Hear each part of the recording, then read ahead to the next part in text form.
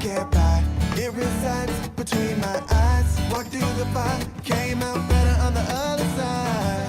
See, life's like a beach if you find the sand. And right now, I feel like $100,000. You are listening to Inspired Insider with your host, Dr. Jeremy Wise. Dr. Jeremy Weiss here, founder of InspiredInsider.com, where I talk with inspirational entrepreneurs and leaders like the founders of P90X, Atari, many more, how they overcome big challenges in life and business. And this is part of the Prosper Show e-commerce mastery series, where top sellers and experts teach you what really works to boost your e-commerce business. They have an amazing conference with some of the top Amazon sellers and industry leaders, including today, Robin Smith, which we'll talk about in a second. Our sponsor today is rise25.com, where entrepreneurs of 6, 7, and 8-figure businesses come together live and in person every few months to solve their biggest business challenges and leave with lifelong friendships. Check out rise25.com. Today, I'm very excited. We have Robin H. Smith, because there are a lot of probably Robin Smiths out there. He's co-founder of Virtual Logistics with Scott Beaver. The company was founded in 1994, and they help businesses take the software they use and allow them to communicate with one another so the company never has to move data manually. This obviously prevents human errors and ultimately money. And we're going to talk about a case where I think you were talking to someone earlier today where they have 5 people typing in things manually. Virtual Logistics allows e-commerce business owners to not only focus on running and growing their businesses, but to accelerate their growth. Robin, thanks for joining me.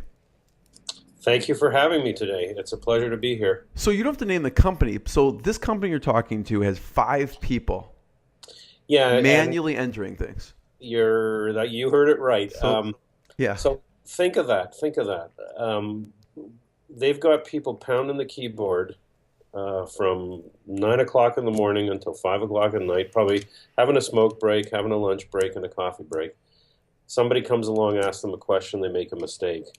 The industry standard for the manual processing of an order from start to finish, so order, invoice, and shipment, is about $60. Right. So you figure what the potential cost of a data error is, and you figure what the cost of that company is of having all of those orders manually entered. Now, what we see today, which is really interesting, is you'll see this hodgepodge of some channels are manually entered into the order management system, others are tightly integrated because the platform that's been chosen has that.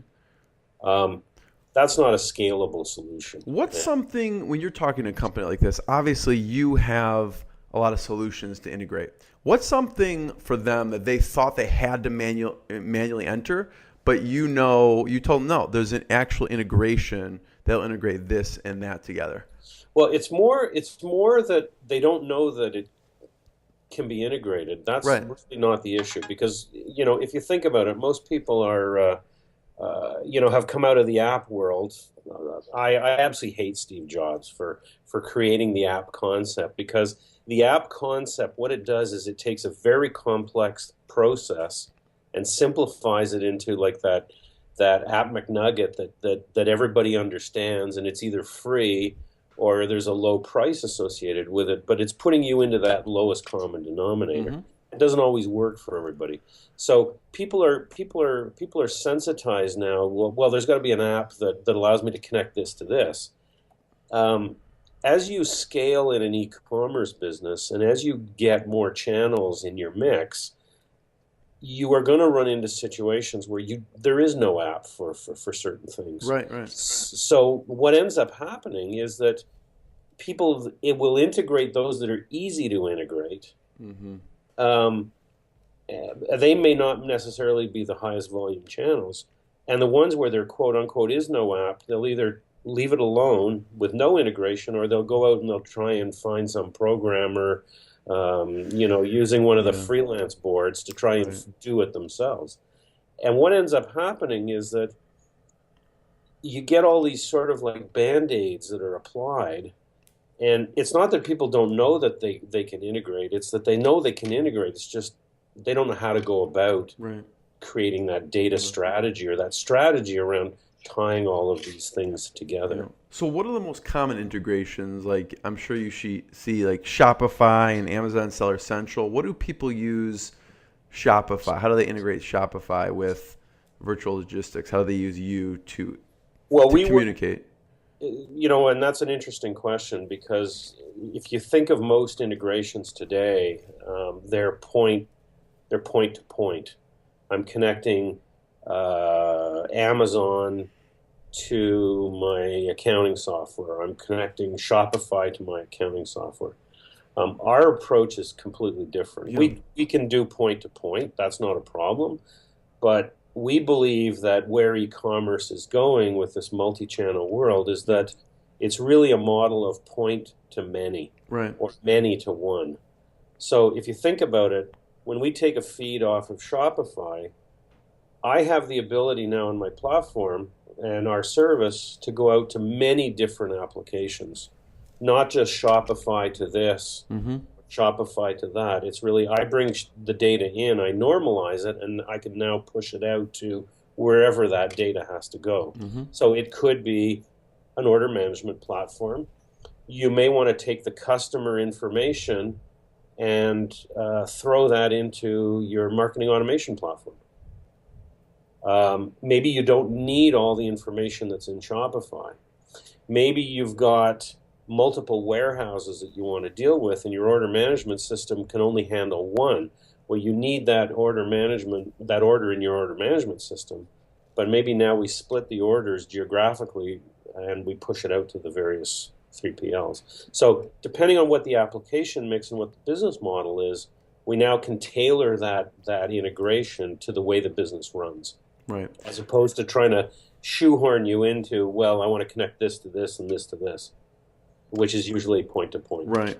So in this case, Shopify, you could have it integrate with Amazon Seller Central, but you could have it integrate if someone has this 3PL on the West Coast and there's an order from the West Coast, it sends it there. If on the East Coast there's a 3PL, it sends it to the East Coast, or you can send them to your, accounting software or whatever information you want it sent. Yeah, I probably wouldn't do your first scenario, which is Shopify to Seller Central. And that's a totally separate conversation, because that was something that Magento started promoting in 2013, of trying to make the shopping cart like the central point of truth for everything. Shopify, and we are strategic partners with Shopify, they've just announced a product feed up to Amazon. And from a business perspective, I totally know why they're doing it. It makes perfect sense. But as a seller, I think strategically you really need to think about whether that's the best approach for you, or whether you keep those channels as separate entities. Because walk me through that, what you mean by that. Well, in most cases, the reason that people will want to use their shopping cart product information to feed other channels is that the requirements are fairly standard across the board in these omni-channel channels for information. So, for example, you got to have your public-facing URL for your images. You're going to have some of your SEO tags. Your order management platform may not have that. But the bigger issue here is not so much where it's sitting, it's that you don't have a product strategy. Your product strategy really should be driven out of a PIM-type product, where you have a central point of truth for your product information, and you now push that out to the channel as you need it, as opposed to trying to manage it within a shopping cart platform. And because your shopping cart is a shopping cart. And so the other question you need to ask, and I've seen this actually have really negative impacts, is that what's going to be the impact on your shopping cart, on the customer experience? A lot of people don't think of the interaction with the customer and what all this other back and forth on the back end is doing to the actual functionality of the cart. Is it slowing down the process? Is it creating all sorts of other issues that you're not even aware of, but that the customer is feeling? I had one agency say to me, "Well, we'll just load more rack space into it." Well, somebody's paying for that, Is it because the agency is making money promoting the hosting service? So it's these kind of things, and I think the theme here that I see developing is really not having a plan on how you're going to implement technology within your business, and how you're going to handle each one of the channels. And it's really, well, I've got this, I want to make it this to talk to that, and really it should come to this, and as opposed to stepping back and saying, okay, this is how I want my business to run, and here are the channels that I'm selling to. Because what happens if, for example, you all of a sudden decide you want to change your shopping cart, and you got everything in and out of your shopping cart? You're up the creek. Yeah. Absolutely. Yeah. And I've seen that. I've seen that where a company, they came to us and we rebuilt their entire integration stack for them to separate everything out, because they had a fight with their agency, with their e-com agency, and everything was in and out of their shopping cart. They were doing Amazon, eBay. They were doing a whole Was it a custom shopping cart, or were they using? No, they were using a Magento platform. So, it could be Magento, it could be Shopify, it could be BigCommerce, but I think that's a strategy that makes sense. And usually it's a reflection of two things. One, I don't really have an overall strategy of how I'm going to run my business. And the second is a lack of sophistication in the application stack and in the business process on the back end. Mm-hmm. That's primarily what we see. Yeah. One thing that one of the talks I watched of you, which I really liked, was you talk about mapping the experience. Yeah. Okay. So I want to talk about that in a second, but what are some of the other common integrations that you get requests for, or that you do on a daily basis? Well, we do three primary order channels if you want to look at the front end. Yeah, so go ahead. We do shopping carts. So we'll do Shopify, Magento, Volution, BigCommerce, Lemon Stand. I mean, there's at IRCE last year, I counted 80 discrete shopping cart platforms. Yeah. We've done Woo, we've done Open Commerce, so those are they. Yeah. We do marketplaces, so things like Best Buy Marketplace in Canada. We do Amazon. Marketplaces are interesting because you have now this transition into the major retailer marketplaces. So like the Costco.com, like Walmart, Walmart.com. This now comes into traditional bricks and mortar EDI, which is where we started. Right. And we still do a lot of EDI. So we can handle those three channels, and then on taking that order data and satisfying the return flow, you think about the back end of your supply chain. How do you manage that order? How do you invoice that order? How do you pick, pack, and ship that order? Where do you get your inventory information from? So all of these various data flows can now be integrated. Mm-hmm.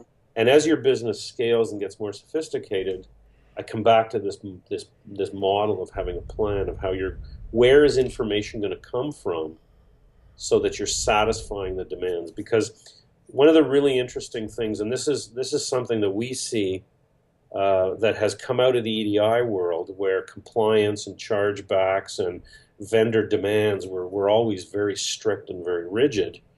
You're starting to see that now in the e-commerce world in the marketplaces. If you look at Jet.com, for example, the requirements they put on their vendors, it's reminiscent of what we traditionally see in the EDI world. So if you don't have a strategy, if you're just trying to plug things together, you're gonna end up falling flat in your face, or you're gonna have dissatisfied customers. So you have two things to come back to your question about mapping the customer experience, because I think it's really, really critical. Mapping the customer experience to me means two things. One, if you're a pure play e-commerce, it's what does your brand represent, and what's the experience you want to engender with your customer? Right. How do you want your customer to feel about you as a brand? We've got lots of we've all had examples of going on a website and ordering a product, and you don't know whether it's ever going to show up. I just ordered some fountain pens from China, but I did them not through Goulet. I ordered them through Amazon, and because I wanted to see what they were. I'm doing it through Amazon because I don't want to deal directly with China because I don't know if I'm ever going to get my product. Right. So that's a trust relationship. On the flip side of that, you've got the other side of that, which is the experience you have with your vendor that is imposing compliance on you, because each one of them has a scorecard on you, and if you're not satisfying that customer experience, you're going to end up getting yourself into big trouble. So that's why I say mapping out the customer experience to me is really, really important. Yeah, and we'll talk specifically about that. So, but from the integration standpoint, you said the shopping carts and marketplaces. Was there one more that you deal with? The bricks and mortar EDI. Oh, bricks and mortar EDI. I got you. Is another whole integration strategy, and then into the ERP in the back end, logistics companies, marketing automation. We also do. So we do things like Infusionsoft. We do CRMs like ProsperWorks. We've done HubSpot, for example. So, these are all sorts of, it's really, what's the application mix within a company's application stack and what they use to run their business. And this is actually a very important one, because what I find more and more is that people don't think about integratability when they're choosing their applications. Right. Not at all. They look for that app, but they don't look to see whether there's an API. I had one recently where a company wanted to integrate, and they were running the basic level of an order management platform. And if you went on the company's website, they talked about how great their API was. Well, it wasn't available until the next tier up, and their spend was on the order of about $2,000 a month, and it was a showstopper. So they couldn't integrate. They weren't. It just wasn't possible. So that's the kind of thing people need to think beyond just, there's an app for that. So, right. So what's the ideal customer that should be using virtual logistics? The ideal customer is one that's got between 5 and 7 apps in their stack, and that can be a combination of order management, logistics, and channels. What we see is people who are doing bricks and mortar EDI using web portals. We see people doing Amazon, whether it's Vendor Central or Seller Central, using the portal. They may be selling to Walmart and using Orbit, which is Walmart's portal. So people that are using portals, a lot of manual process or partial integrations, those kind of things allow you to allow us to come in and say, okay, let's map out how we want all these things to talk to each other. What are the compliance requirements, first of all? Because to come back to what we were saying, you're going to have your e-com customer experience if you're selling that channel. But you're also going to have that compliance requirement if you're selling into those kinds of channels as well. You think of Amazon. If you're on Vendor Central, you have certain requirements in terms of how fast an order confirmation goes back, your daily inventory snapshot, and so on and so forth. These are imposed by Amazon. On Seller Central, you have the same sort of thing. If you don't keep your inventory and your pricing up to date, and you overcommit, you're going to get blacklisted. Yeah. So these are all the things that need to be looked at with each one of these individual channels. Yeah. So it goes beyond, to come back to it, it goes really beyond just connecting them together. It's really thinking about what's the strategy you're going to use for those. Yeah. Robin, it seems like you deal with really more sophisticated e-commerce businesses. Yeah. So is there like a typical, they have X number of employees or X amount of revenue that people come to you? Because obviously someone could have 5 to 7 apps or channels, and maybe they're not that big. They're not ready for what you do. Yeah. I think there's 2 criteria that I look for in terms of people. One is obviously the app mix, but it's more, not so much the value of the orders, it's the order volume. The break even, or the point at which integration must be considered, is 25 orders a day. If you're below 25 orders a day, you're probably going to be doing it enough to do it manually, because that's going to ebb and flow. It's not going to be a constant 25 orders. If you're doing a constant 25 orders a day, then you really should be looking at some form of integration. I'll give you an example. One of our customers over Black Friday, Cyber Monday off Walmart.com, they were getting between 60 and 100 orders every 15 minutes. Wow. 60 to 100 every 15 minutes. And if they were doing that manually, they would never have been able to keep up with, or even with partial integration, with all the downstream requirements that go with that order cycle. They would never have been able to keep up with the flow. So it's a combination of order volume, what are the compliance requirements, what are the requirements to get information back to the retailer or back to the marketplace, and how fast that information has to come back. And keeping in mind that things are getting more complex, supply chains are getting tighter and more real-time requirements, and that the demands for information are only increasing, they're not decreasing.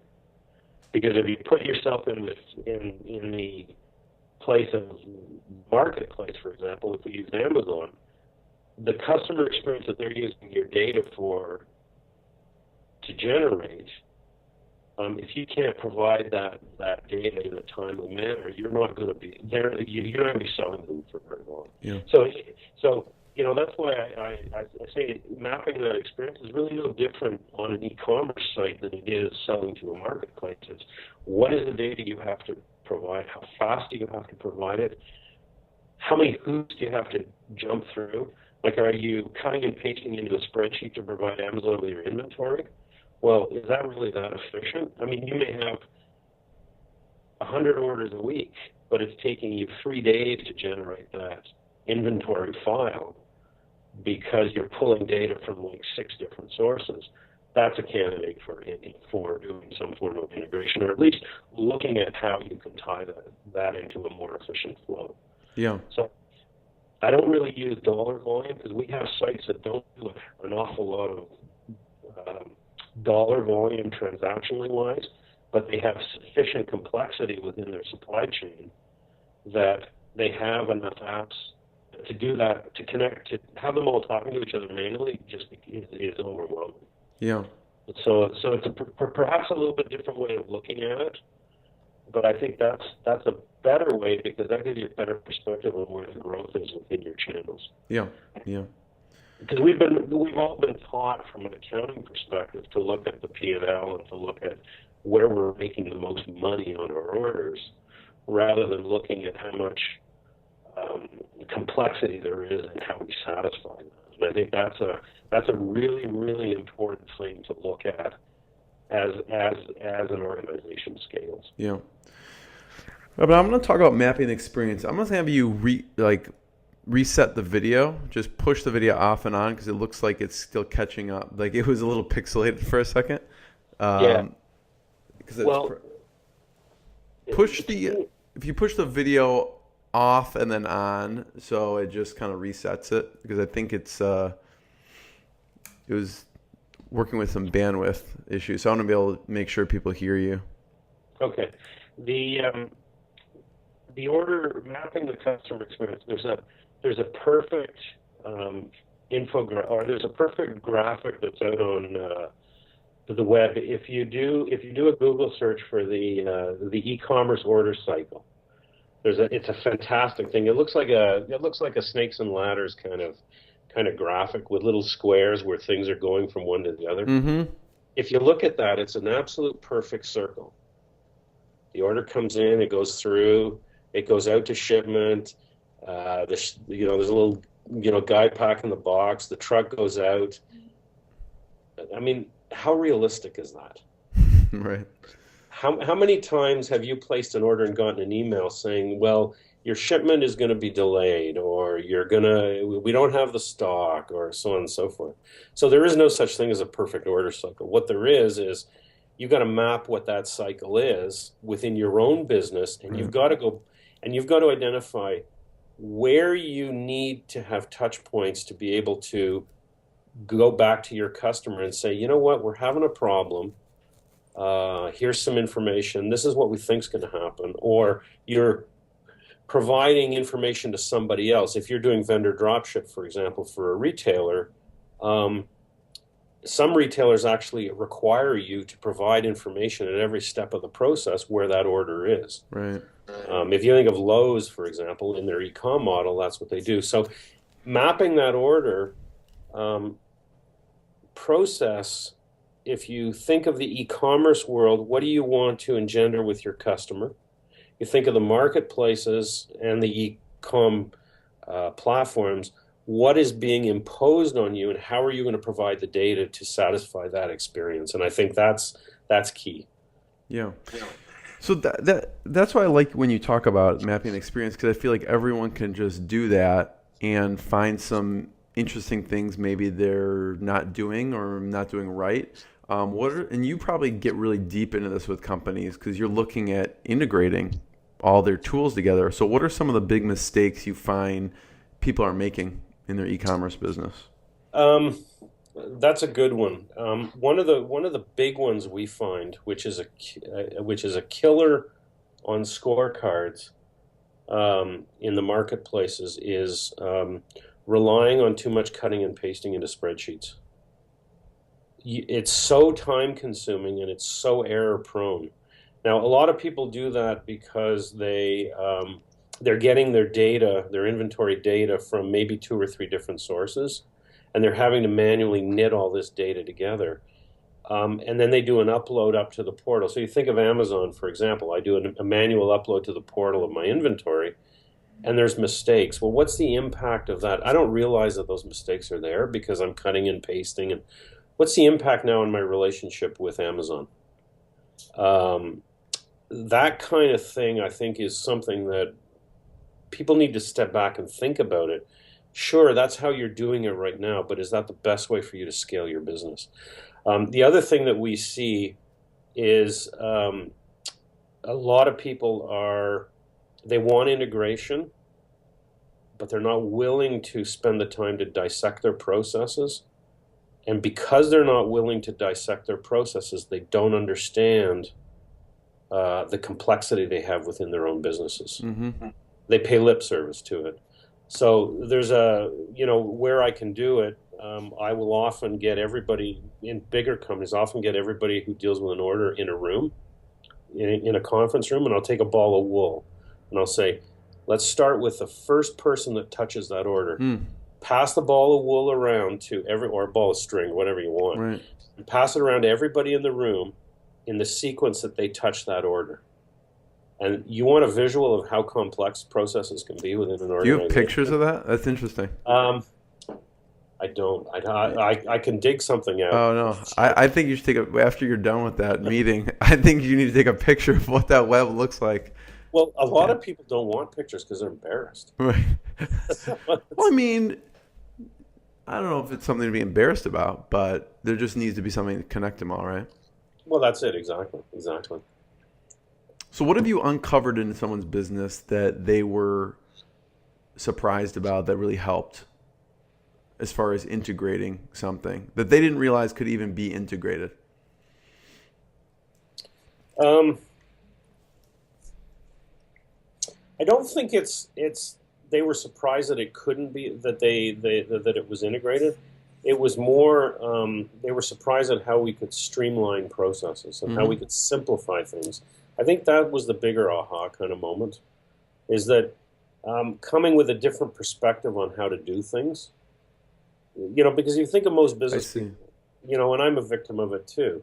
I mean, you're so engrossed in how your business works that you don't step back and excuse me, you don't step back and think about how you go about doing things. It just becomes routine.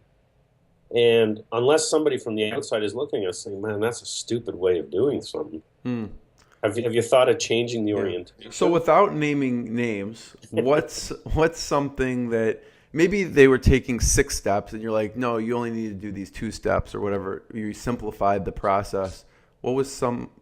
Yeah, one of the ones that we did, probably the best examples we did, and this is a few years ago now, We did for a company that provides animal feed. Okay. Animal feed is highly regulated because they put hormones and antibiotics into it and everything else. So what they were doing was they were customizing the price list for each customer. So you would come to me and you'd say, I want this kind of feed, I want wheat and barley and rye, and I want this antibiotic, I want these hormones in it. So it's your special formula, right? Right, right. And the next guy would come and he'd have his special formula. But this is all being formulated within an application. And what they were doing was taking the output of the application and cutting it, pasting it into a spreadsheet to then create a Word document with the customized price list for the customer. And what we did for them was we took the feed right out of the application that did these recipes and went from that straight to the price list. Mm. And what was a 3-day process now became a half-an-hour process.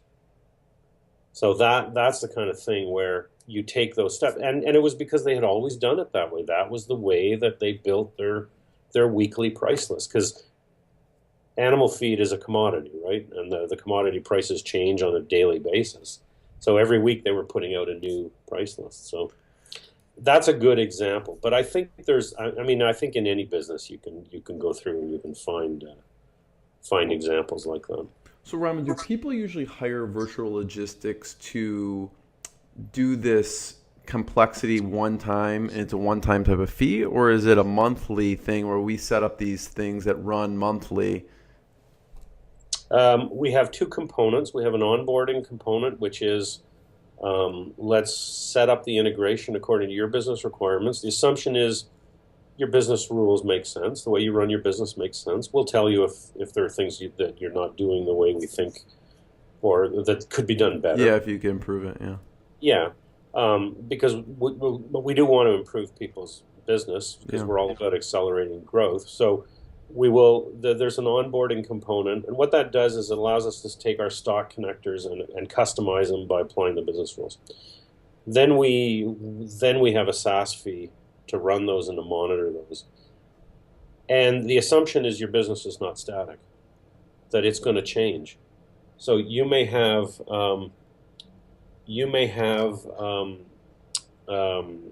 business rules or business things that change over time. We had one with a customer recently where they added FedEx as a shipper. So we added into the integration some logic and some business rules around how their FedEx shipments would go. So that becomes a modification to the process, and that we charge in the same way that we do the onboarding for. Or there may be something you want to turn off. Maybe there's a channel you don't use anymore. Right. But having it come through a central point allows you now to turn things off and on as your business changes, as opposed to if you think back to what we were talking about earlier of having everything coming through your shopping cart. Where what happens if you decide you don't like your shopping cart provider anymore, and you got all these channels now coming into your shopping cart? You're kind of in a difficult situation. Yeah. So the other thing that you talk about with mapping experience, you do something really interesting with your company is you have the staff actually map out their experience during the holiday times when they're purchasing things. Yeah, we've done that at Christmas time. So I'm wondering what you found. What have people found with the breakdowns with their customer experience? Let me give you some context because I think it's important. One of the things that we find in the sales cycle is that everybody thinks they're on the e-commerce side. Everybody thinks the way that you come and interact with my site is perfect. Right. I'm going to give you the best. Right. Yeah, I'm the best. Ours is the most optimal, speedy checkout, the whole 9 yards. So a couple of years ago, we decided we were gonna start collecting people's stories from the office. Everybody buys for Christmas. Sure. So what I did was I had everybody in the office collect their stories, and we do this on an annual basis. And we dissect the story and the experience to see where things break down. And usually when they break down, what we see is the intersection of manual processes. So I'll give you an example. We went up to my dad's place for Christmas. He lives in the eastern townships of Quebec, right on the Vermont border. My sister was coming up from Rhode Island. So the house was full. We needed new mattresses. We went online and ordered these foam mattresses from IKEA. And we got a shipment notice saying they were going to be shipped on such and such a day by FedEx. And then total radio silence. A month later, get this. This blew me away when I got this. A month later, we get a shipment notification saying your order has been delivered. Well, it was delivered 3 weeks before. We already knew it was delivered. So I think what's happening on the IKEA side is that somebody is going to FedEx, culling that information and manually entering it into their system, which then triggers a process to send it out. So it's that kind of thing that we often see and we dissect it. We do have an ebook that we put out where we dissected, I think, Walmart, Toys R Us, Corksicle, and Aaron Sweater Market in Ireland. I will say Aaron has subsequently changed their e-commerce site. I had a long chat with them about it. The managing director, I gave him a heads up saying that we were going to publish this. And he was very appreciative, actually. And they've since changed their website. So there's some value in that. But I think having somebody go out and try your process and see what happens and give you that feedback, really valuable. Yeah. So then do you call IKEA and be like, why aren't you using virtual logistics? I wish. I'm being serious, though. Like does someone from your staff reach out to someone like that? Like, something's broken in your system, or do you just kind of chalk it up to...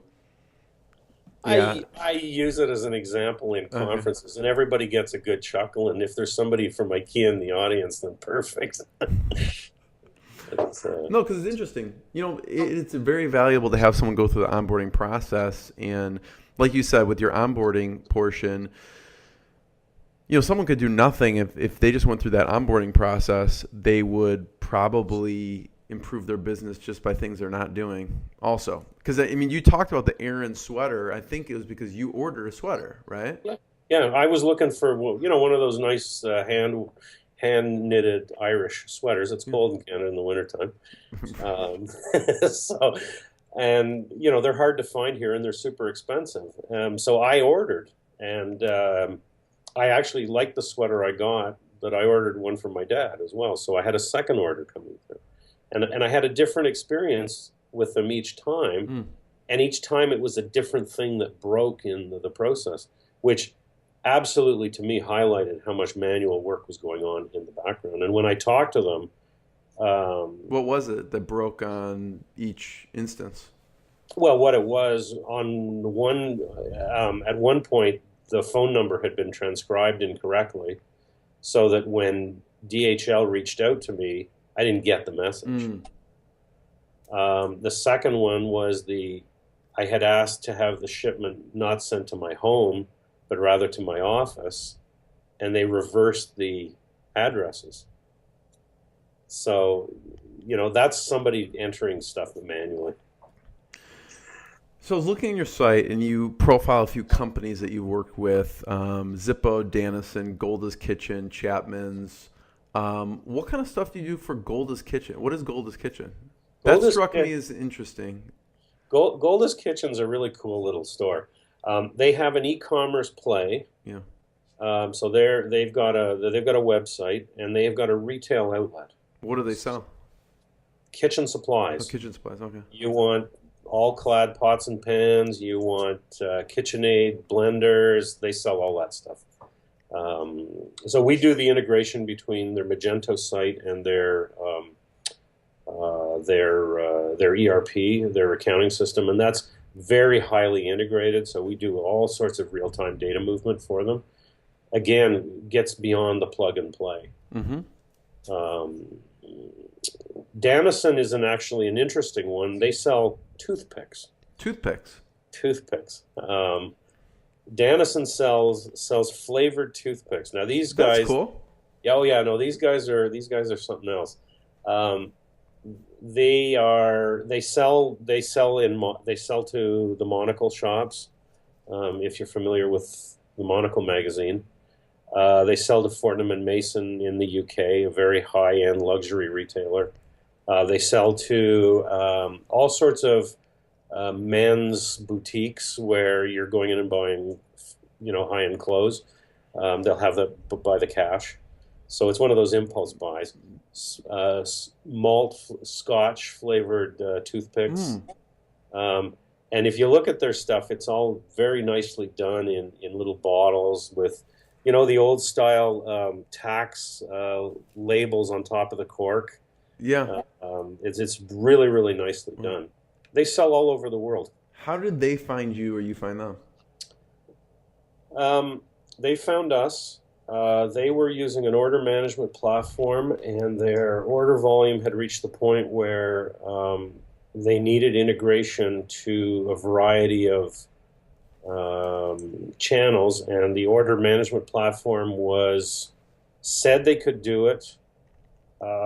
They realized quite quickly that the box the order management platform was trying to put them in was a canned integration, lowest common denominator across all the customers, and it was not going to satisfy the way they wanted to do business.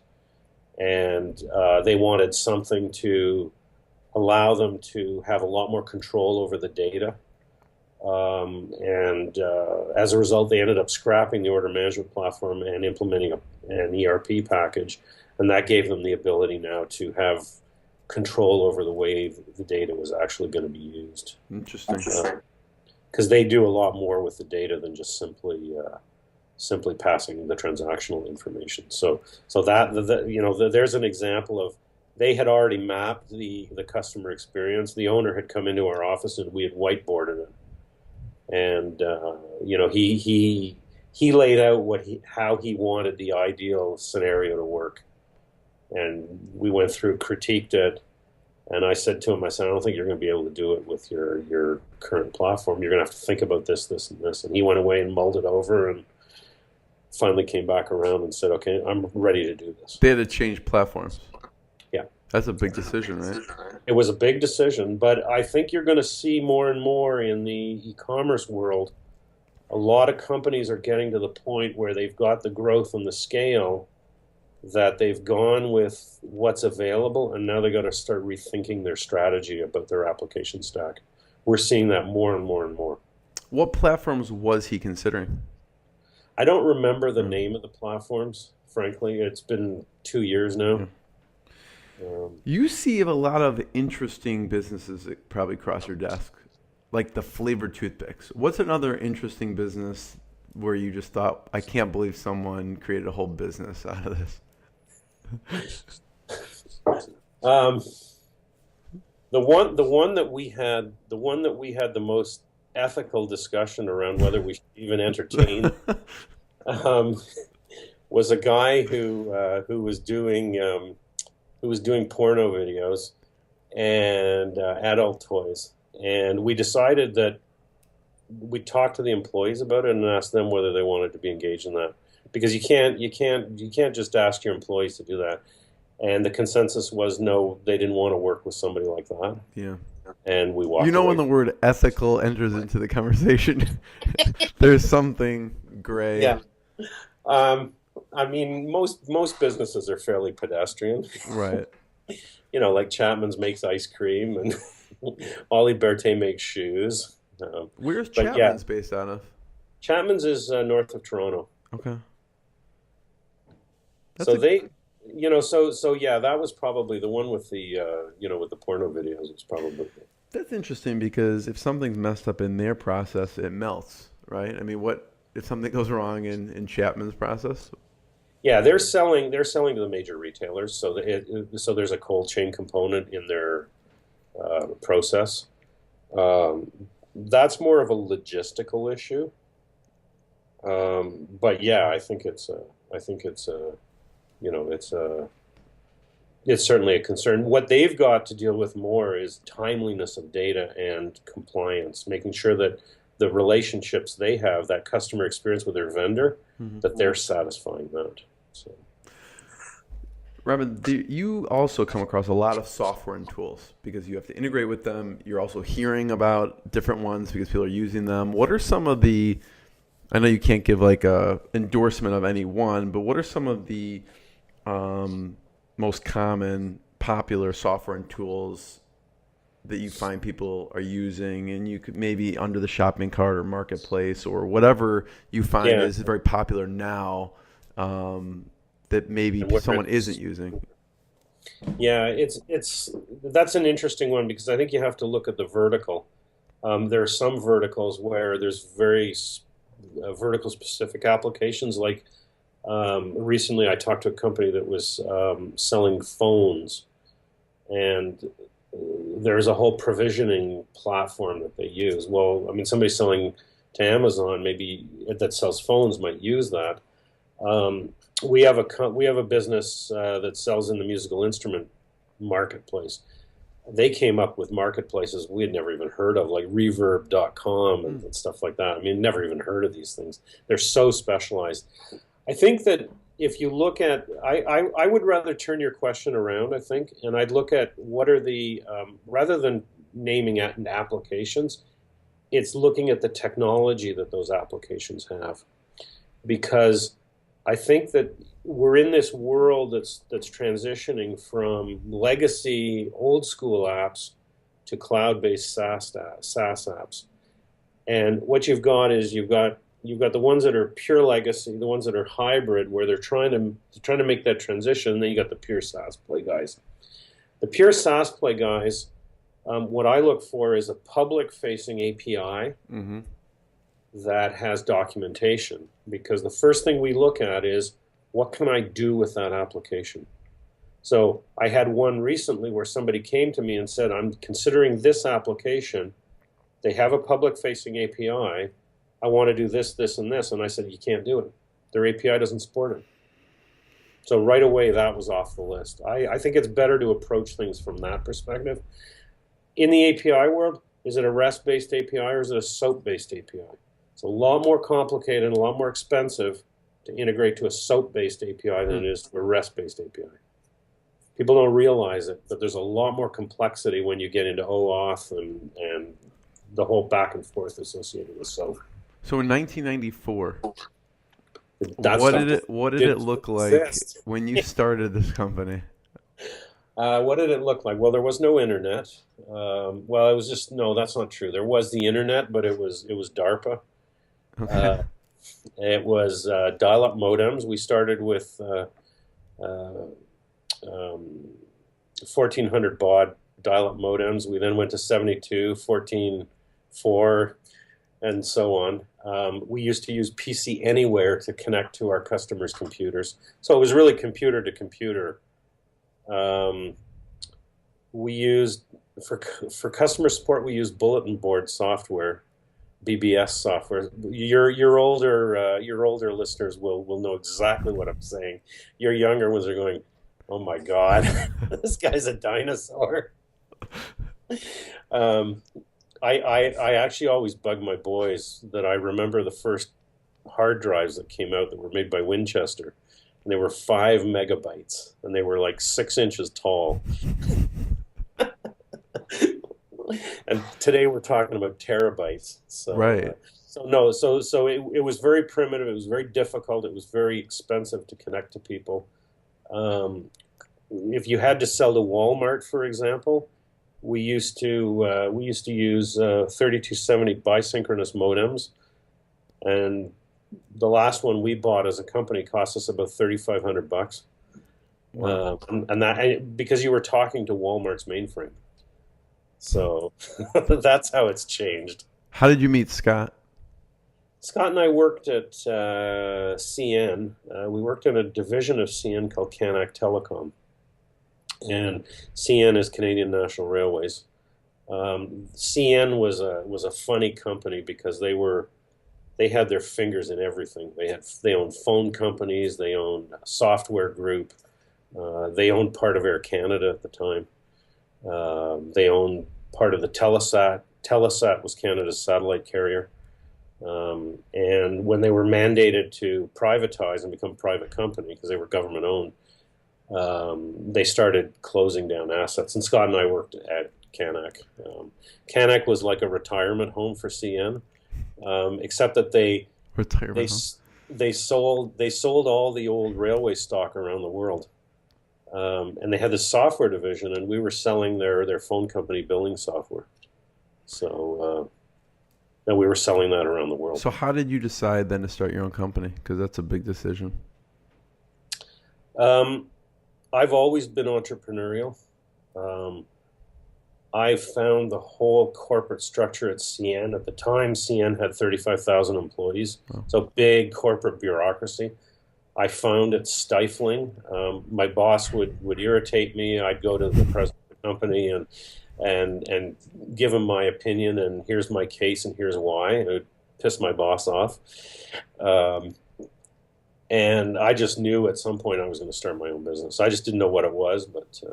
So why did it? So at that time, it started as EDI. What was the first? Electronic data interchange was where we started, which is still used in bricks and mortar retail today. So yeah, we were very early in the EDI. You're very technical. Me? No. Yeah, no. I've got a. Yeah, you're probably gonna wonder how the hell I got into it. I did an undergrad degree in prehistoric archaeology in early man. An obvious connection there. An obvious connection. Well, actually, you know what the connection was? I was fascinated by computers. And every Saturday morning, we'd go down to the computer stores in Toronto, and we'd, at the time when the Apple II came out and the early IBM computers. And I was totally fascinated by these things. And I wanted one so badly. I couldn't afford it because in those days, like an Apple II was like $3,000, and that was like an enormous amount of money. But that's like 10 grand today. And I realized that I wasn't a programmer because I wasn't mathematical. But if I didn't learn how these things worked, I was never going to be able to talk to the people who were going to make these things work. You knew this was the future, though, because you could tell it was the future. You could tell. Oh, you could tell. You could tell this was going to totally revolutionize. Even doing. When I did my undergrad degree, we were doing computer cartography, and it was very simple stuff, but you could see the power of what was there. And even today, I mean, I often say to people, I wish I was 20 years younger, because the amount of disruption that's going on today and the amount of opportunity is phenomenal. Yeah. We thought in the early years that it was going to be disruptive, and it was, but it's even more disruptive today. Yeah. Well, part of the reason you see that is because of your experience in the field, though. Yeah, true. And you mentioned something in our email correspondence, and I wanted to bring this up. Is a futuristic discussion on where retail across all channels is headed. So I wanted to get your take on that. I think you led me right into that one. Yeah. I think what you're seeing right now is it's not only it's a shift in the way people consume. Part of it. There's a lot of people that are saying it's being driven by millennials and the way that they consume, but I think it's even more fundamental than that. Certainly, they're one of the characteristic cohorts that is having the impact. But what it is, I think, is that there's an underlying technological change that is having a much, much more profound impact on how things are being delivered. And you can call it the Uberization, you can call it whatever you want, but I think that we're only just seeing the beginning of it. And what you've got, I mean, I think back on the first cell phone I had, it was like this giant brick that you carried around that had a phone on it with a giant antenna. And man, I thought I was so cool. I could talk for 20 minutes on this thing. But the thing weighed 10 pounds, and after a day of carrying it around, my arm was... Good workout. Yeah. Yeah, it was a workout. But you think of today that we actually have a computer in our hands, and that process of miniaturization and the applications that are running on that, and the way now that we're able to serve up information, the way we're able to do things, I think that that is having a profound impact right across the board. And what that's doing in retail is that it's changing the way people consume, but it's more fundamentally, it's changing people's expectations on information. If you think of retailing in the 80s and 90s, you went into the store and you had a minimum wage doughhead that was on the shop. Can I help you? I mean, they weren't interested in helping you. Half the time the stock wasn't there. People today, because they have so much information at their fingertips, we're going back to that 19th century model of the more boutique kind of store where you knew the shop owner. The shop owner would order stuff because he knew his clientele. And I think that if you look at the way Amazon now serves up information, it's the same kind of idea. My grandfather had a country general store. And oh, really? I remember as a kid, yeah, and I can remember he sold everything. He sold screens, he sold glass, nails, food. He was the local butcher. At one point, he even sold coffins. Full service. Yeah, it was full service. But he knew every single one of his customers that would come in. He knew if somebody wasn't from the area. And what he had in his store was stuff that his consumers actually wanted to buy. That's no different than what Amazon is serving up today in being able to give you suggestions. They know what you're interested in. I mean, it's just a change in the way that the technology is built. So we've gone through this process. So to come back to your question, I think what we're going to see is the carving out, the hollowing out of the middle general store where big box, lots of product, to those that can be sold quickly and efficiently as commodities, a la Amazon or the Costco, and the high-end, very specialty retailer where you go and you have a relationship with the retailer.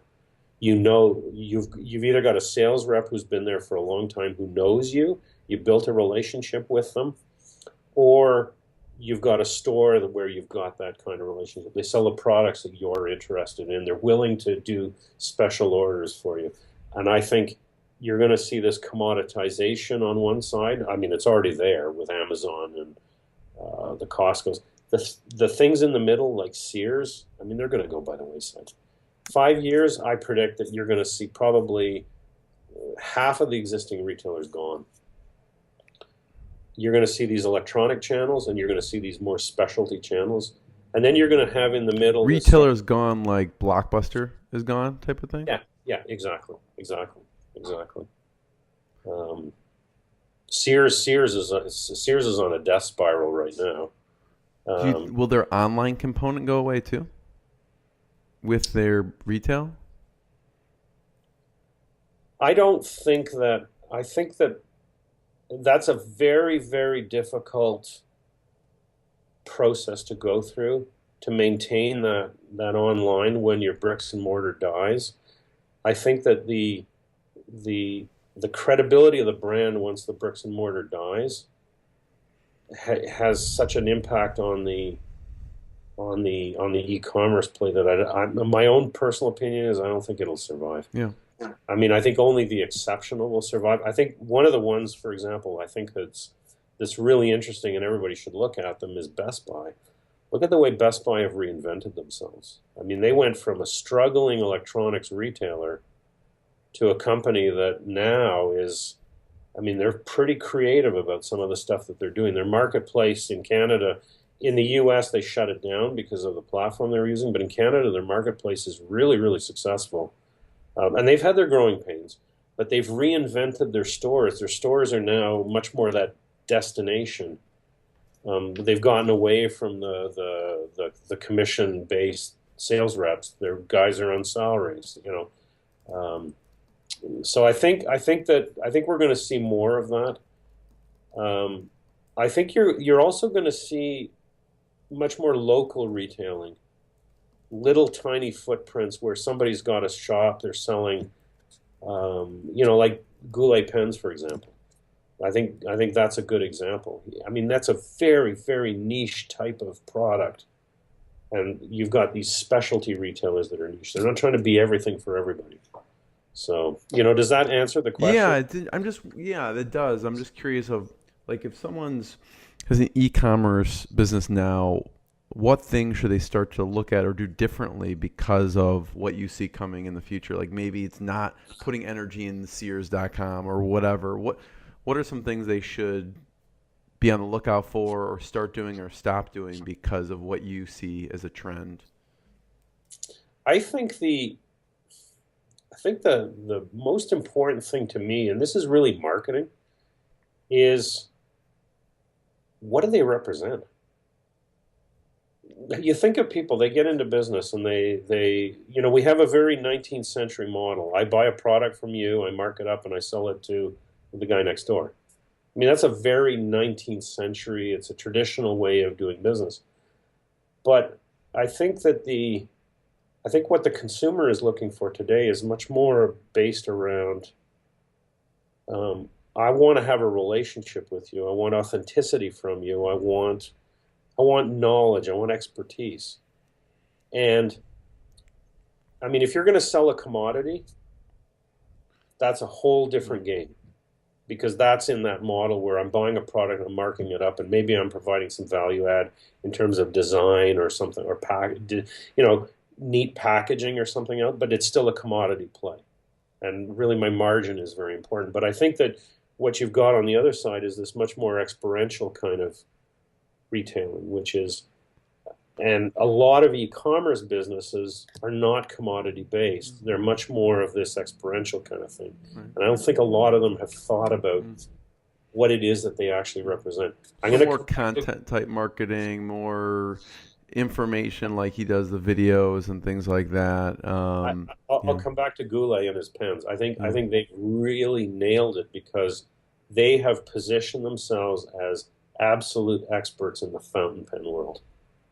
Their site is fresh. They have a clean customer experience. I've never ordered from them, but I'm just going off of what their website.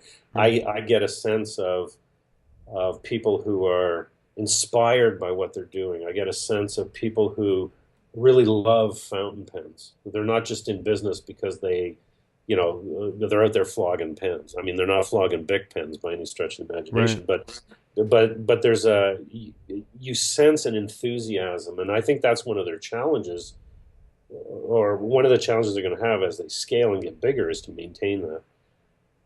That's what a lot of companies don't do. Yeah. Robin, this has been hugely valuable. I really appreciate it. Love hearing your take on this. I have one last question, but everyone should check out virtuallogistics.ca, virtuallogistics.ca, and check out what Robin and his team are doing. It's pretty cool stuff. And so my last question, Robin, is you said you got shot at before. Yeah.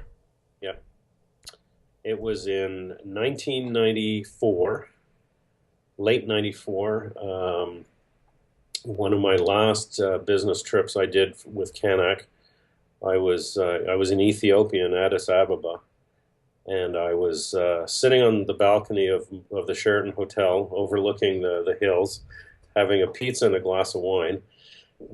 I'd just come from a business trip out of East Africa, and I was on my way to Saudi Arabia. And this gunfight broke out in the backyard of the hotel. Like, it was in the property right behind the hotel, and the bullets were flying like all over the place. And of course, the pizza went flying. The glass of wine ended up in the parking lot, and I ended up on the ground. It's not a story I tell very often, but yeah, that was that's pretty crazy. That was my experience with Addis. Well, I want to be the first one to thank you, Robin. This has been hugely valuable. People should check out virtuallogistics.ca, and I look forward to seeing you in person. Thank you very much, Jeremy, and we will see you in Vegas at Prosper Show. And anybody listening, we will be there, so happy to chat. What I got, you can't buy. It resides between my eyes. Walked through the fire, came out better on the other side. See, life's like a beach if you find the sand. And right now, I feel like 100 grand.